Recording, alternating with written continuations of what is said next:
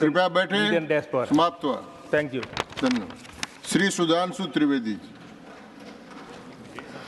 पीठासीन सभापति महोदय, आज एक ऐतिहासिक बजट के पक्ष में मैं अपने विचार प्रस्तुत करने के लिए खड़ा हुआ हूं, क्योंकि वित्त मंत्री निर्मला सीतारमण जी ने एक रिकॉर्ड बनाया है कि 1959 से 64 तक जो 6 बार लगातार बजट प्रस्तुत करने का मोरारजी देसाई जी का रिकॉर्ड था, उसे अब तोड़कर 7 बार लगातार बजट प्रस्तुत करने का रिकॉर्ड है। और एक और रिकॉर्ड है कि लगातार तीसरी बार जन समर्थन से प्रधानमंत्री बनने का प्रधानमंत्री मोदी जी के नेतृत्व की सरकार ने यह रिकॉर्ड बनाया है। और यह रिकॉर्ड 60 साल से पहले के रिकॉर्ड की तुलना की जाती है, मगर मैं कहना चाहूंगा सभापति महोदय, इस रिकॉर्ड और उस रिकॉर्ड में बहुत अंतर है, क्योंकि वो रिकॉर्ड तो किसी राजे रजवाड़ों की शान और शौकत के साथ रहने वाले किसी ऐसे नेता का था जिन्होंने महात्मा जी की कृपा से वाइसराय से शपथ लेकर मोती के लाल का बना हुआ सरकार नहीं थी। ये अभावों में पैदा हुए राष्ट्रवाद का संकल्प लेकर युवावस्था से स्वयंसेवक बनकर एक चाय बेचने वाले के लाल के नेतृत्व में बनी हुई सरकार तीसरी बार बनने का यह बजट है। महोदय, बजट आंकड़ों का प्रतिबिंब होता है, मगर कुछ लोगों की आंखें ऐसा धोखा खाती हैं कि उन्हें आंकड़े सही समझ में नहीं आते। हमारी सरकार आने से पहले 10वें नंबर की अर्थव्यवस्था थी, वो कमजोर थी। आज 5वें नंबर की अर्थव्यवस्था है, वो अच्छी है, मगर इनको वो अच्छी और ये बुरी लगती है। जब 74,000 रुपए पर कैपिटा इनकम थी तो वो अच्छा था, अब 2,12,000 रुपए पर कैपिटा इनकम है तो वो खराब है। 10% महंगाई अच्छी थी, 5% महंगाई खराब है।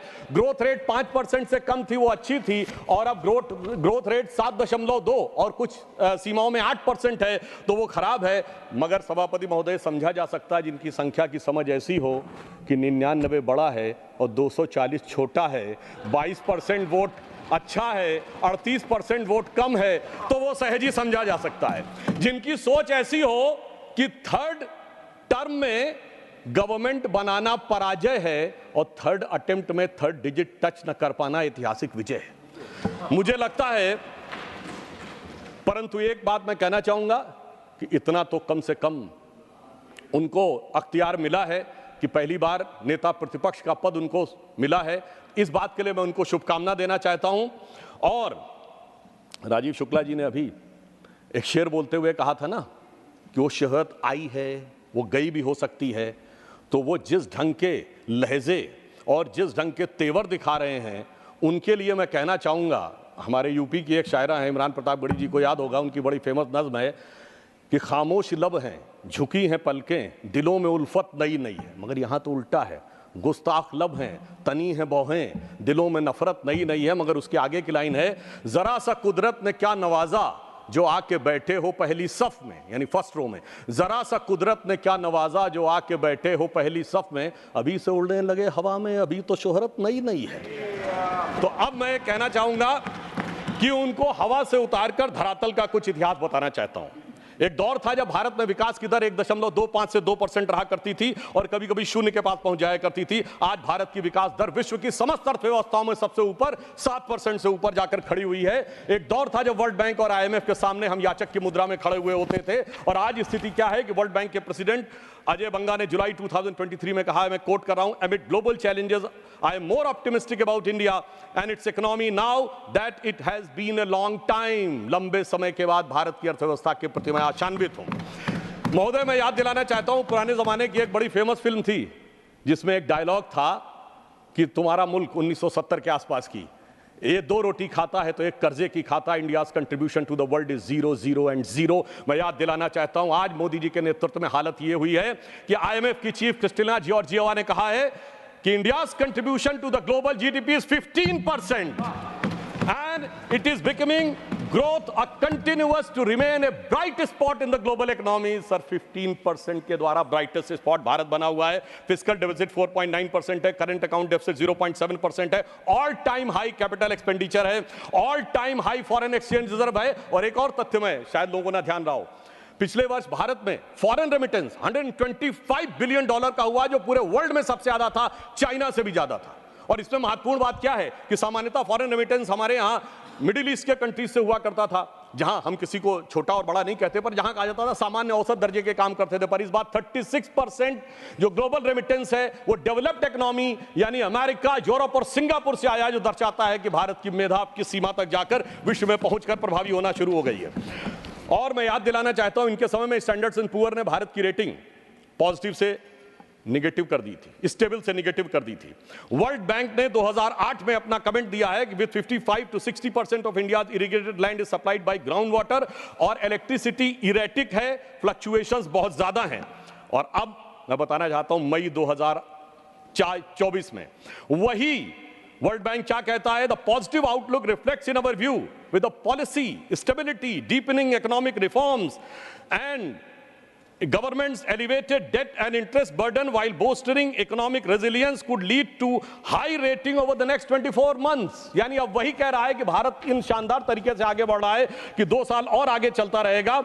और 2018 में जो वर्ल्ड बैंक ने कहा था वो आज कह रहा है 2018 में, अब तक तो लगभग 100% हो गया है, कि 85% population has accessibility to electricity. और मैं अपने विरोधियों के लिए बताना चाहता हूं कि ब्लूमबर्ग ने अपने इकोनॉमिक्स में कहा है, अपने रिपोर्ट में, कि in the best case scenario India's economy will accelerate by the rate of 9% by the end of this decade and China will slow down to 3.5%. So that puts India on the course to overtake China by the beginning of the next decade। और उन्होंने कहा कि world's biggest economic growth driver India बन सकता है after 2029, और हमें पूर्ण विश्वास है कि मोदी जी के नेतृत्व में 2029 से हम पहले बन के दिखाएंगे। और उन्होंने यह भी कहा, in the most pessimistic scenario if India grows by 6.5% by 2037 India will be able to overtake China. मगर महोदय मैं ये बताना चाहता हूं, इन द पेसिमिस्टिक सिनेरियो, यानी अधिक निराशाजनक ढंग से भी सोचें तो 2036-37 में आगे हो जाएंगे। मगर महोदय ये बात कैसे उन लोगों को समझ में आएगी जो लोग, वित्त मंत्री महोदया ने चुनाव से पहले, बजट से पहले एक रस्म होती है जो हमेशा से एक परंपरा थी हलवा बनाने की, उसके ऊपर भी लोग कमेंट कर रहे हैं। कहा जा रहा है कि इसमें SC ST और OBC कहां पे हैं। वैसे तो हमारे शायद वित्त राज्य मंत्री उन्हें दिखाई नहीं पड़े, मगर मैं पूछना चाहता हूं, ये वो लोग पूछ रहे हैं सभापति महोदय जो 60 साल से खाते रहे हलवा और जनता को खिलाते रहे बलुआ। मैं पूछना चाहता हूं महोदय OBC की बात करने वालों से कि 53 में काका कालेलकर कमेटी बनी, 55 में रिपोर्ट आई और 55 से 77 तक 22 साल OBC खाता रहा बलुआ और ये खाते रहे हलवा। 1980 में मंडल कमीशन की रिपोर्ट आई, इंदिरा जी और राजीव जी की सरकारें आई, 10 साल तक OBC खाता रहा बलुआ और ये खाते रहे हलवा। जिन्होंने 4 पीढ़ियों तक खाया है हलवा, वो आज हमसे आके पूछ रहे हैं, वो तो मोदी जी जब आए तो OBC कमीशन को संवैधानिक दर्जा मिला, अन्यथा मैं हलवा और बलुआ वालों से पूछना चाहता हूं, बताएं 2014 में इनकी कैबिनेट में कितने OBC मिनिस्टर थे? 3 के भी नाम अगर बता दें तो ये दर्शाता है, मगर दर्शाने में कोई बहुत बड़ी समस्या भी नहीं है। आपको ध्यान हो, उनके लिए ये बजट एक चक्रव्यूह की तरह हो गया है। वो कहते हैं चक्रव्यूह और पद्मव्यूह समान है। पद्म मतलब लोटस यानी कमल। मगर महोदय मैं आपको बता देना चाहता हूं, आपके माध्यम से पूरे देश को बता देना चाहता हूं, उनकी ज्ञान के ऊपर महोदय पद्मव्यूह चक्रव्यूह अलग है। प्राचीन भारत में पद्म व्यू है, चक्र व्यू है, गरुड़ व्यू है, क्रौंच व्यू है, चंद्र व्यू है, मकर व्यू है, त्रिशूल व्यू है, 36 प्रकार के व्यू हैं। मगर क्या करें, जिनको व्यू नजर आता हो उनके लिए हर चीज में उनको भारतीय जनता पार्टी और कमल के ऊपर आपत्ति नजर आती। तो मैं ये भी कहना चाहता हूं सभापति महोदय, हम सब चाहते हैं इस देश में समृद्धि आए, बजट इसीलिए लाया जाता है, यानी मां लक्ष्मी की कृपा रहे। और हम सब चाहते हैं देश में प्रबुद्धता आए, मां सरस्वती की कृपा रहे। और मां सरस्वती भी कमल पर विराजती हैं और मां लक्ष्मी भी कमल पर ही विराजती हैं। जितना कमल खिला रहेगा उतना इस देश में समृद्धि का मार्ग प्रशस्त रहेगा। अब मैं आगे भी बताना चाहता हूं, आज एम्प्लॉयमेंट लिंक स्कीम आई तो कोई कहते हैं कि हम अचानक एम्प्लॉयमेंट लिंक स्कीम आए, ऐसा नहीं था। प्रधानमंत्री जब 2014 में प्रधानमंत्री बने, उन्होंने शुरू से देखिए स्टेप बाय स्टेप, उन्होंने पहले जनधन अकाउंट खोले। लोगों ने कहा पैसा कहां से आएगा, उन्होंने कहा I am having in the mind, तुम खाते खोलो। DBT डायरेक्ट बेनिफिट ट्रांसफर आया, उसके बाद मुद्रा स्कीम आई, उसके बाद प्रोडक्ट लिंक इक्विटी स्कीम आई। अरे पहले प्रोडक्ट बनेगा, फिर विश्वकर्मा स्कीम आई, फिर आप देखिए आज एम्प्लॉय लिंक्ड स्कीम आई है। जैसे जैसे हमारी समृद्धि बढ़ी, हमने जनता को श्रेय दिया। पहले 6,000 रुपए किसान सम्मान निधि थी, अब इस बजट में 12,000 की। पहले 10 लाख रुपए तक की मुद्रा योजना थी, अब 20 लाख की। और महोदय, इनका हथियार है भ्रम और भय, हमारा है विकास और विश्वास। मैं याद दिलाना चाहता हूं कि इन लोगों ने मात्र 1.5 साल पहले इस बात का प्रबल प्रचार किया था कि एसबीआई बर्बाद हो गया, एलआईसी बर्बाद हो गया, एचएएल बर्बाद हो गया। तो मैं आपके माध्यम से सदन के संज्ञान में लाना चाहता हूं कि एलआईसी ने पिछले क्वार्टर में 17,000 करोड़ रुपए का प्रॉफिट दर्ज किया है, जो एलआईसी का ऑल टाइम हाई है। स्टेट बैंक ऑफ इंडिया ने पिछले क्वार्टर में 21,000 करोड़ का प्रॉफिट दर्ज किया है, जो प्राइवेट और गवर्नमेंट मिलाकर सबसे ज्यादा है। एसबीआई का ऑल टाइम हाई नहीं है, इवन रिलायंस से भी ज्यादा है। और एचएएल ने 2023-24 में 29,810 करोड़ रुपए का रेवेन्यू प्राप्त किया है और 80,000 करोड़ रुपए के उसके ऑर्डर्स पाइपलाइन में है, जो ऑल टाइम हाई है। यह मैं केवल इसलिए बताना चाहता हूं कि सदैव मैंने सुना है सभापति महोदय कि भारत की कंपनियां पब्लिक सेक्टर की हो या प्राइवेट सेक्टर की हो, उनके बारे में दुष्प्रचार होता है। मैंने आज तक किसी विदेशी कंपनी के बारे में दुष्प्रचार होते नहीं देखा। मैं उसके बारे में विस्तार से नहीं जाना चाहता, उनके लोगों की कैसे कैसे मदद की जाती है, परंतु मैं इतना जरूर कह देना चाहता हूं, आज ये नजारा इतना बदला है कि आप सोचिए कि हम 5वीं बड़ी अर्थव्यवस्था जिस ब्रिटेन को ओवरटेक करके बने हैं, आज ब्रिटेन में इच्छा ज्यादा है कि भारत से फ्री ट्रेड एग्रीमेंट हो। हम लोगों के बचपन में सभापति महोदय ये कल्पना नहीं की जा सकती थी कि ब्रिटेन की इच्छा ज्यादा होगी, वहां इस बात के लालसा अधिक है कि भारत का वो हो। परंतु मैं एक और बात कहना चाहता हूं, हमारे विरोधी कहते हैं कि डॉलर के प्रति कीमत कम हो गई। मुझे लगता पता नहीं वो किस जमाने में जी रहे हैं। वो दिन गए जब डॉलर वर्ल्ड की हार्ड करेंसी हुआ करता था। मैं कोट करना चाहता हूं, अब धीरे धीरे वो स्तर डॉलर का हट रहा है। इसी वर्ष मई 7 को आईएमएफ की फर्स्ट डिप्टी मैनेजिंग डायरेक्टर ने कहा है, उनका लंबा स्टेटमेंट नहीं, अंतिम का वाक्य बताना चाहता हूं, in sum the international monetary and the reserve system continues to evolve.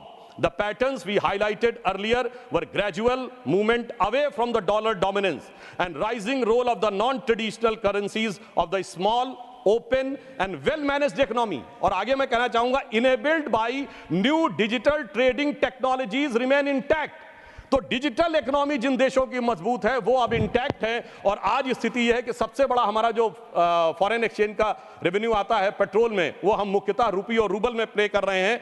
18 देशों के साथ अब रुपए में ट्रेड की बात फाइनलाइजेशन स्टेज में है और नेपाल भूटान से तो हो भी रहा है। तो मैं कहना चाहूंगा, हमारे लखनऊ में महोदय एक कहावत होती, अमा मियाँ वो दिन लद गए जब उस्ताद लल्लू खा फाख्ते उड़ाया करते थे। तो मैं कहना चाहता हूं, अमा मियाँ वो दिन लद गए जब रुपया डॉलर की लैला हुआ करता था कि एक उनके सर के पीठ पे बेत पड़ता था तो निशान यहां बन जाते थे। अब मोदी जी के नेतृत्व में रुपया एक नए प्रभाव के साथ आगे उभरता हुआ नजर आ रहा है। एक आरोप बजट के दौरान उन लोगों ने लगाने का प्रयास किया प्रोडक्ट एम्प्लॉयमेंट लिंक्ड स्कीम के ऊपर कि जैसे कोई हमने उनकी नकल करने का प्रयास किया है। महोदय, मैं आपसे कहना चाहूँगा, अर्थव्यवस्था के मामले में 40 साल रूस की नकल और 20 साल अमेरिका की नकल करके जो भारत की अर्थव्यवस्था को चलाते रहे, वो अगर आज ये बताने का प्रयास करें कि नकल किसने करने का प्रयास किया, और मैं एक फैक्ट लोगों के सामने रखना चाहता हूँ, अगर कोई इनकी नकल करना चाहे तो कितनी भयानक स्थिति उत्पन्न हो जाएगी। महोदय, इस बजट में रेवेन्यू रिसीप्ट भारत सरकार की कितनी है? 26,80,000 करोड़। 4.9% के डेफिसिट के साथ भारत का जो कुल राजस्व है, कुल आमदनी 27 लाख करोड़ से कम है। और ये कहते थे हर परिवार को 1 लाख दे देंगे। 140 करोड़ की आबादी है, 4.5 लोग पर पर्सन है। 140 करोड़ को 4.5 से डिवाइड करिए, 31 करोड़ परिवार आते हैं। आप सबको 1-1 लाख करोड़ दे देंगे। 27 लाख करोड़ की कुल आमदनी और कहते हैं 31 लाख करोड़ दे देंगे। यह दर्शाता है कि यह हकीकत और किस प्रकार का भ्रम और भय फैलाने का प्रयास करते हैं। और इसीलिए मैं कहना चाहता हूं, ये कहते थे ना खटाखट 8,500 देंगे।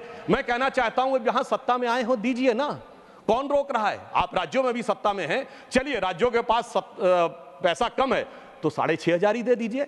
मैं याद दिलाना चाहता हूं महोदय, जब हम विपक्ष में थे, मध्य प्रदेश में हमने लाडली बहना योजना तो अभी लागू की, लाडली लक्ष्मी योजना लागू करके दिखाई थी विपक्ष में रहते हुए। हमने गुजरात में 10% विकास दर और कृषि विकास दर करके दिखाई थी। हमने कर्नाटक में 0% rate of interest, financial liability की बात कर रहा हूं, फर्स्ट ईयर में किसानों के एग्रीकल्चर लोन पे करके दिखाया था। इसलिए ये करने में नहीं, किसी भी प्रकार का हल्ला मचाने में अधिक रुचि रखते हैं। और मैं इस बजट की एक और प्रशंसा करना चाहूंगा कि भारत की पहचान और सांस्कृतिक विषय को किस प्रकार से आगे बढ़ाना चाहिए, इसके लिए नालंदा, बोधगया और उड़ीसा के लिए जिस प्रकार के धन का आवंटन किया गया है वो बहुत प्रशंसनीय है। हाँ, ये ज़रूर कहना चाहूँगा, अभी हमारे मित्र इमरान प्रतापगढ़ी जी बोल रहे थे, तो मैं कहना चाहता हूँ हम तो भारत की पहचान उठाना चाहते हैं, मगर इन लोगों के अरमान हमेशा पहचान छुपाने वालों के साथ ही क्यों लुके रहते हैं। ये जिस पहचान की बात कर रहे हैं, तो मैं कहना चाहता हूं महोदय, आज विपक्ष कहता है कि इस देश में हर एक व्यक्ति के जाति की पहचान होनी चाहिए और जाति का सर्टिफिकेट हाथ में होना चाहिए। उससे कह दिया जाए कि यदि सर्टिफिकेट जो आपका ऑलरेडी इशूड है वो दिखा दो तो पहचान को खतरा उत्पन्न हो जाना चाहिए। इसलिए मैं कहना चाहता हूं, इनके जानते हैं पहचान छुपाने वालों से अरमान कहां से जुड़े हैं। ये कहते हैं डबल ए का मतलब आप लोग समझ रहे होंगे। तो मैं कहना चाहता हूं सभापति महोदय, मैं इनसे पूछना चाहता हूं, ये स्मॉल ए से कैपिटल ए कब बने थे? डबल ए आप ही के दौरे हुकूमत में बने थे, मगर इनका कैपिटल अब डबल ए से भी बड़ा हो गया, CAA। वहां भी पहचान छुपाने वालों के साथ थे और आज भी पहचान छुपाने वालों के साथ हैं, इसलिए इनकी फितरत किसी भी प्रकार से बदलती नहीं है। मैं एक और फैक्ट बताना चाहता हूं कि कारपोरेट टैक्स को 40% से 35% किया गया है, तो कहते हैं कंपनियों को फायदा दिया जा रहा है। मैं बताना चाहता हूं आज वैश्विक व्यवस्था का जमाना है, चाइना से मैन्युफैक्चरिंग कंपनीज हट रही हैं। यूरोपियन यूनियन ने चाइनीज इलेक्ट्रिक कारों के ऊपर 38% ड्यूटी बढ़ा दी है, तो एक मौका है भारत के पास। तो मैं इनसे पूछना चाहता हूं, चाइना में कारपोरेट टैक्स कितना? 25%, इंडोनेशिया में 22%, साउथ अफ्रीका में 27%। अगर आप कह रहे हैं 40% रहना चाहिए, तो मैं विनम्रता से और चुनौती से पूछना चाहता हूं, किसकी मदद करना चाहते हैं आप?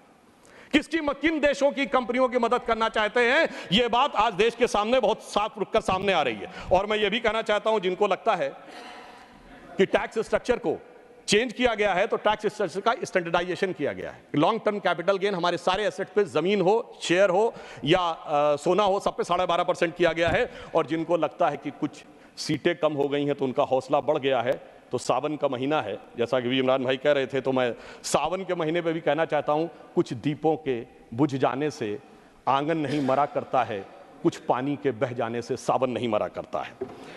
अब मैं ये भी बताना चाहता हूं महोदय, जिस महंगाई की बात ये करने का प्रयास कर रहे हैं, आज ये कहते हैं बेरोजगारी की बात, तो EPFO सबसे ऑथेंटिक डाटा होता है, एम्प्लॉय प्रोविडेंट फंड। तो हमारी इस बजट में व्यवस्था की गई है कि सरकार शुरुआत में एम्प्लॉयज प्रोविडेंट फंड में भी कंट्रीब्यूशन देगी। और फिर मैं कहना चाहता हूं लेमेंस रूप में, अगर कोई भी चीज का रोजगार सृजन नहीं हो रहा, तो 37 किलोमीटर पर डे सड़क बन रही है, 12 किलोमीटर पर डे रेलवे का इलेक्ट्रिफिकेशन हो रहा है, सबसे ऊपर 4 करोड़ प्रधानमंत्री आवास बन गए, 74 एयरपोर्ट बन गए, चिनाब में सबसे ऊंचा पुल बन गया, कोलकाता में नदी के नीचे मेट्रो बन गई है। बना कौन रहा है? सबसे बड़ा मोबाइल मैन्युफैक्चरर बन गया भारत। ये बना कौन रहा है? आसमान से जिन्नात नहीं आ रहे महोदय, कोई ना कोई बना रहा है। इसलिए आंकड़ों में देख लें या हकीकत में देख लें, बात बिल्कुल साफ हो जाती है।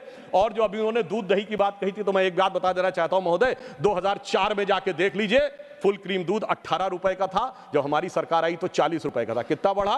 120%। और आज कितना है?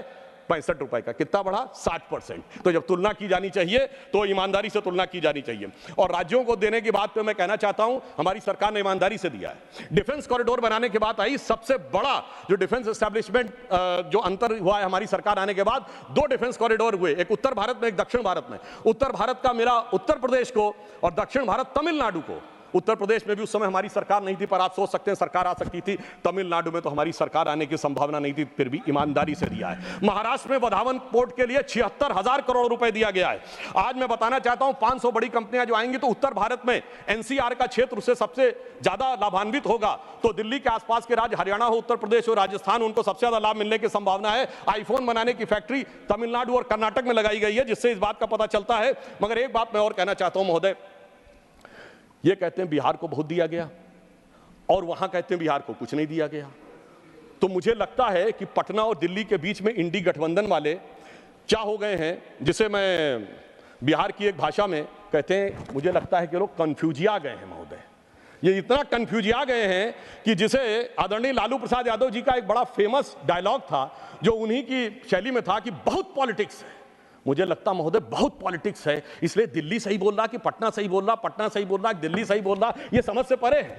ये दर्शाता है कि कुल मिलाकर इनके मन में मोदी विरोध की पॉलिटिक्स में इतने कंफ्यूज हो गए हैं कि इनके जो फ्यूज जो हैं उड़ने शुरू हो गए हैं। अब मैं ये भी बताना चाहता हूं, मेरा समय समाप्त की ओर है, तो मैं तेजी के साथ सिर्फ ये बताना चाहता हूं इनके मन का भाव क्या है। इनके कर्नाटक के मंत्री डीके सुरेश इस प्रकार का बयान देते हैं कि टैक्स कलेक्शन साउथ में ज्यादा है और नॉर्थ में कम है। उनसे इंटरव्यू पूछा जाता था कि आप अलग होना चाहते हो, तो वो ये भी बोल देते हैं हाँ हम इस बारे में भी सोच सकते हैं। इस प्रकार की विघटनकारी सोच। और अभी किसानों की बात कर रहे थे, 1200 किसानों ने आत्महत्या की है कर्नाटक में, और इसके बाद वहां के उप मुख्यमंत्री कहते हैं कि यह तो निजी कारणों से हुई है। यह संवेदनशीलता है किसानों के प्रति। और मैं कहना चाहूंगा कि महंगाई को लेकर जो बात कहते हैं, तो सिर्फ संक्षेप में, आज तक के इतिहास में सबसे अधिक महंगाई वाले जो वर्ष हैं और सबसे कम महंगाई वाले जो वर्ष हैं, सबसे अधिक महंगाई वाले वर्ष 1974, 91, 98, 81, 2010, 1983, 92, 80, 2009 और 1994 सब के सब आपके हैं। 76 में निगेटिव हो गई थी ग्रोथ रेट, वो एक अलग कहानी थी। अब आप आइए, लोएस्ट इन्फ्लेशन वाले रेट कौन से हैं? केवल एक कांग्रेस के दौर का है 76 जो इमरजेंसी का दौर था। इसके अलावा 78, 2017, 2019, 2014, 2001, 2008, 2018, 2000 और 2005, यानी कि जिन्होंने सदैव महंगाई में झोंके रखा, उसके बाद भी महोदय मैं अंत में कहना चाहूंगे, उसके बाद इनकी तलखी देखिए, इनकी बदजुबानी देखिए। तो इन्होंने हिसाब किताब की बात कही थी, तो मैं सिर्फ ये कहना चाहूंगा अंत में इनके लिए कि लहजे में बदजुबानी और चेहरे पे नकाब लिए फिरते हैं। लहजे में बदजुबानी, चेहरे पे नकाब लिए फिरते हैं। जिनके खुद के बही खाते बेहिसाब बिगड़े हैं, वही हमसे सारा हिसाब लिए फिरते हैं। धन्यवाद, धन्यवाद, बहुत बहुत धन्यवाद।